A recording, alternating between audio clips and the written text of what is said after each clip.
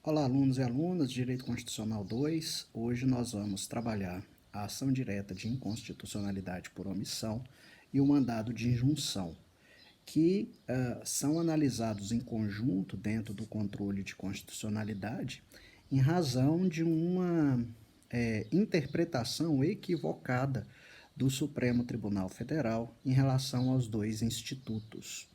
A ação direta de inconstitucionalidade por omissão tem a sua ideia, né? Ela foi trazida para o sistema jurídico brasileiro a partir do sistema jurídico português.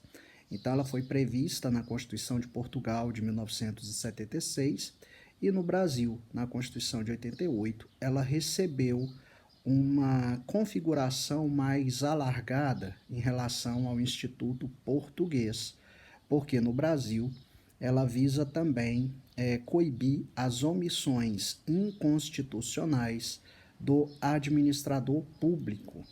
Então, a ADIM por omissão ela serve exatamente para aquelas situações em que a Constituição exige legislação e o órgão legislativo fica sem legislar, fica numa omissão inconstitucional.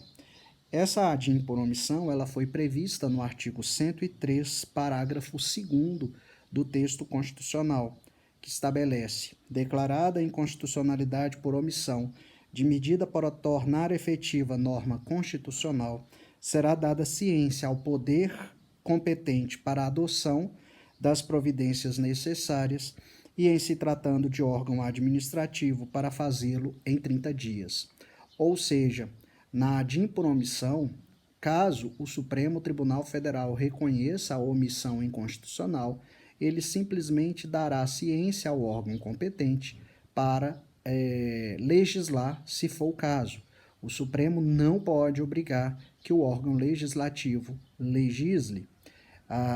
Até em razão dessa pequena eficácia da ADIM por omissão, o Constituinte estabeleceu uma outra medida, chamada mandado de injunção, no artigo 5º do texto constitucional, que não tem qualquer intuito de declaração de omissão inconstitucional, mas como o dispositivo que traz o mandado de injunção estabelece de modo muito claro, pretende ser uma medida judicial para que o cidadão possa exercitar o seu direito fundamental inviabilizado sob o argumento da falta de norma regulamentadora. Vejamos, então, o que estabelece o artigo 5º, inciso 71 da Constituição, que trouxe o mandado de junção. Conceder-se-á mandado de junção sempre que a falta da norma regulamentadora torne inviável o exercício dos direitos e liberdades constitucionais e das prerrogativas inerentes à nacionalidade, à soberania e à cidadania. Portanto, o mandado de injunção e a ADIM por omissão são instrumentos completamente diferentes. Na ADIM por omissão, se pretende apenas a declaração da mora do legislador e nada mais. No outro, o cidadão pretende que o judiciário diga de que modo ele poderá exercitar o seu direito, inviabilizado por uma suposta falta de norma regulamentadora do direito fundamental.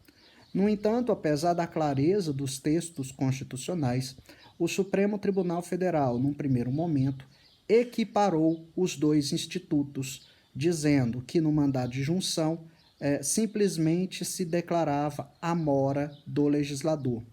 Posteriormente, o Supremo Tribunal Federal passa a entender que pode editar a norma regulamentadora faltante até que o legislador exerça a sua função legislativa. Essa é a posição que prevalece hoje na perspectiva do Supremo Tribunal Federal quanto ao mandado de junção. Em relação à ADIM por omissão, o Supremo Tribunal Federal tem entendido que ele pode também estabelecer um prazo para o legislador. E caso esse prazo não seja cumprido, ele pode estabelecer uma norma temporária até que o legislador possa cumprir o seu papel constitucional, o que são claramente perspectivas equivocadas, tanto em relação a ADIM por omissão, quanto em relação ao mandado de injunção. Os legitimados ativos da ADIM por omissão são os mesmos legitimados ativos da ADI e da ADC do artigo 103 do texto constitucional. E tudo que vale quanto aos legitimados ativos da ADIM, ação direta de inconstitucionalidade, vale também para os legitimados ativos da ADIM por omissão. Então é isso, pessoal, e no nosso próximo encontro nós vamos trabalhar a ADC, ação declaratória de constitucionalidade. Até lá.